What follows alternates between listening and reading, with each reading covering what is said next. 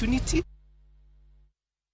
Kaudhi nyime ni piny owacho kokalo e migawo mar weche pur ochako chenro mar medo lowo mipidhe ochele kowuok e eka 674 nyaka eka 1,000,000 kaka yorno mar medo nyayo ochele pacho ka kuom higni 8 mabiro. Kaka yor neno ni chenro makamae odhi makare, piny owacho lero ni gibiro medo kothe mopodhi, gero kuonde rego ochele kaachiel gi manyo chiro ne jopur mathur kae. Romono mane obagi e magawa moro e gwenge ma Naivasha, migawo mar weche pur kaachiel gi jopur ne rango kaka inyalo duok piny omo ochele kowuok e pinje maoko. Jagoro mongirore Fantas Kimotho nolero ni Kenya nyaka sani nyayo metric tons 234 ka ochele migolo e pinje maoko romo metric tons 700,000.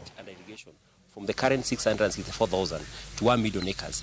And for us to be able to do that, we need to understand what product, what value chain is required in which area. And that's why we're here for the two groups together in the State Department of Agriculture.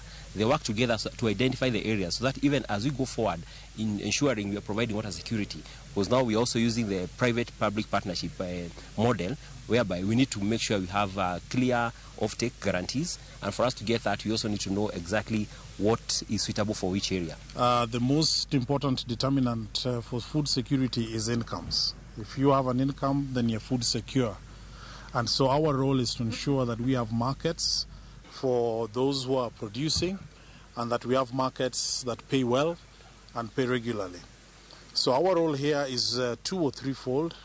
In the first instance, we are creating mechanisms that allow for trade of produced commodities to happen through the establishment of a Kenya multi-commodity exchange.